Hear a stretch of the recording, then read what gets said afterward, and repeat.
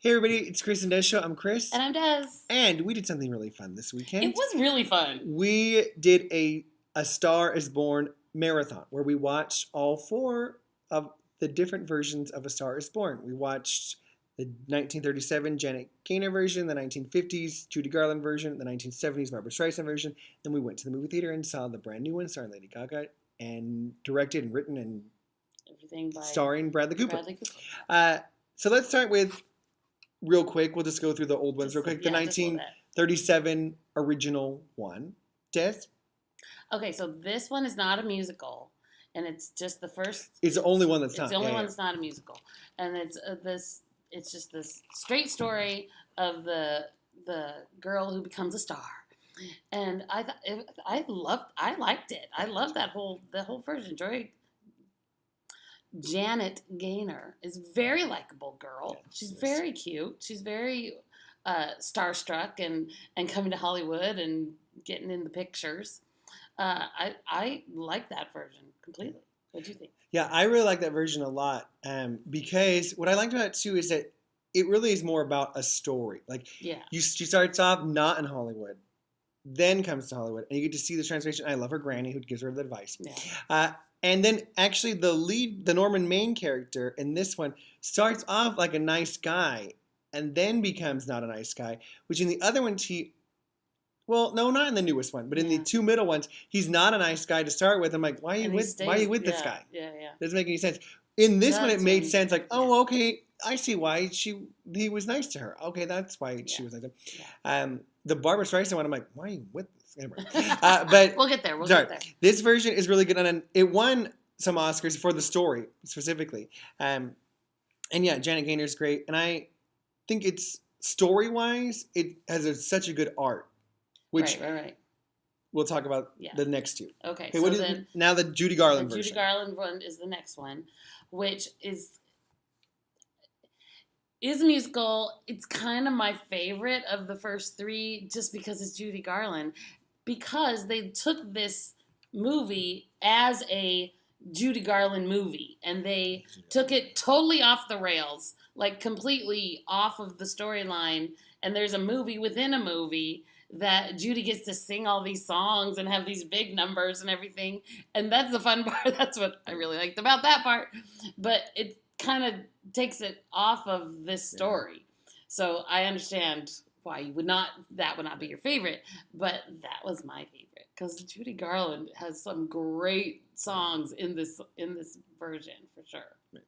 And I love Judy Garland, don't get me wrong. And she's wonderful in this too. But it is totally, we're just making this movie for Judy to have this vehicle. Have some more songs. And so it sacrifices the story in a lot of different areas.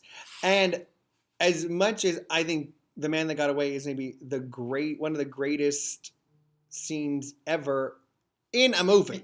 Because you just need Judy to sing that song, that's all you need. Oh, there are a few other of the songs that I wish were different. So that, like... There's this one number that is 10, 15 minutes long, it seems like.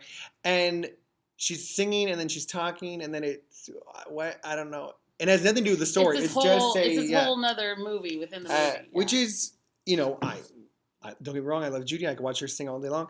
But it takes a little bit from the story. So that's why I like the first one a little more. I like how beautiful and the colors and all that stuff were so pretty in this one. And obviously The Man That Got Away is an amazing song. It is not a short movie either. It is a little over 2.5 hours. Because that movie in there is the longest movie. Half hour. There was something else. The guy in this one is kind of a James Mason jerk in the beginning and just kind of stays a jerk the whole time. And he ruins her new lipstick. Yeah. Right at the very beginning. Why are you attracted to this guy who's walking on stage drunk from the very moment you meet him? Right. It's just, so that's why I didn't get the story as much in this one, but it is to make Judy be able to do her. And she's a good enough star to be able to. Oh, here's the other thing I didn't appreciate it. Thank you for reminding myself. Is that I'm supposed to believe that we live in a world where Judy is like 50 years old at this point, right? Geez, yeah. And no one has ever told her that she is a good singer. Judy Garland. So she sings "A Man That Got Away," and the Norman Main's like, "You're a great singer." She's like, "What, me?" I'm like, "Judy, what kind of world are we living in?" Okay, I get we're acting here, but I've just heard you sing right now. And if anyone with ears had heard you sing prior to this, they would have been like, whoa, you're not a regular singer, you're Judy Garland. And so it's just funny that we're supposed to believe, like, no one's ever told me I'm a good singer. Like, you're kidding. Well, then you need to get other friends because this is a problem. Okay, now Barb. Okay, so then the Barb version. Part of why I enjoyed watching all of these movies on the same day is to compare, like we are able to do. And after those two pretty fun and good and well done movies, this one is so obviously just it was not enjoyable. The only real good song in it is Memories. No. Green. Evergreen. Thank you. And it's just memory like the corn. No, that's the way we were. Oh, see, there we go. But it's that one song that's really good. And the rest is like, what are you doing? Why is that happening? You're going out to the desert to build a house? They did not build that house themselves. I'm calling BS on that because they did not do that. It was just crazy. It was just, and again, he was not a great guy. He was from the beginning. She didn't even like him at the beginning. Yeah. So why are you choosing this guy? And it just, yeah. And there's some weird. It's rated R because there's some weird. I don't know what's happening in this movie. Stuff in the bathtub. I was like, what is happening right now? And she's like putting makeup on his face and like these diamonds across his eyebrows. We're like, what? Barbara? What are you doing? What is happening? And weird. It's the same thing with her too. She's like, no one's ever told me I'm that good. I'm like, Barb, yes they have. It is another one that this was just a vehicle for Barbra Streisand. Yeah. There's no. So what?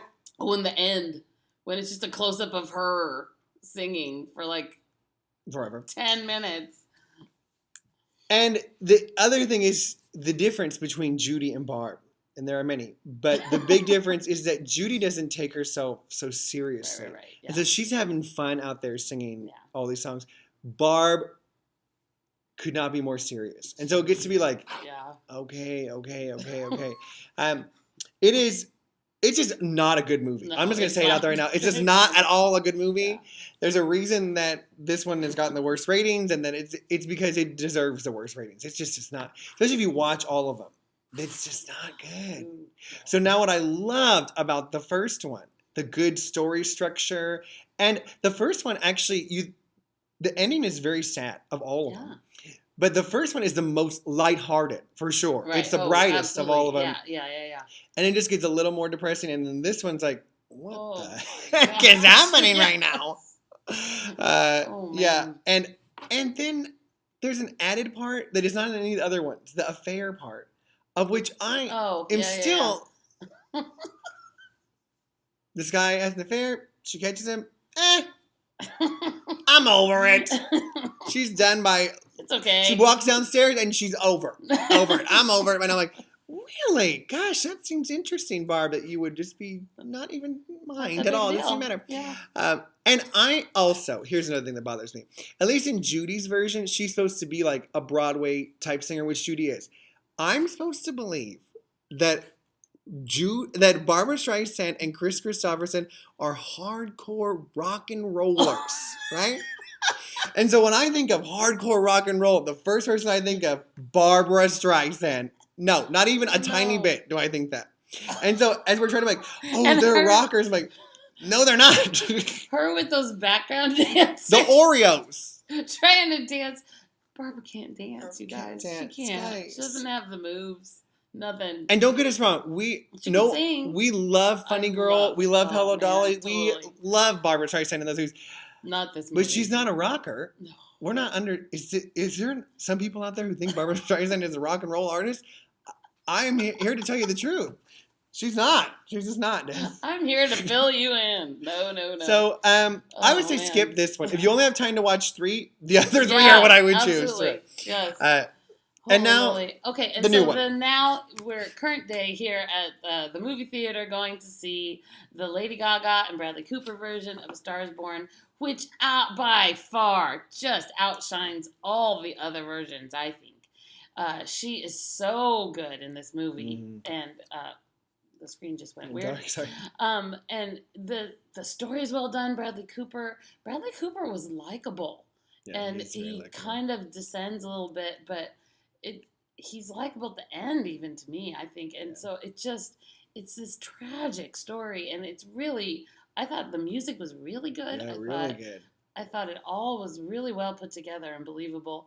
It felt to me like it was improvised, kind of like it wasn't a set script. Like there's probably they had in mind where they want the scene to go, but they didn't sit down and plot out every single word that they had to say. I thought it was really good. I thought it was real natural and real likable. I thought it was really good.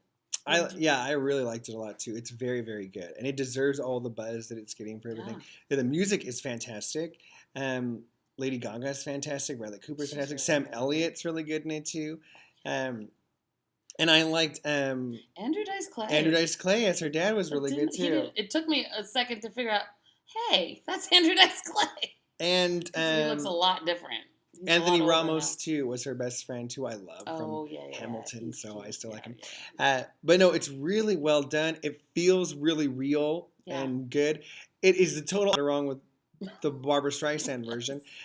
Is that you understand why she likes this guy, because he's a nice guy. Yeah.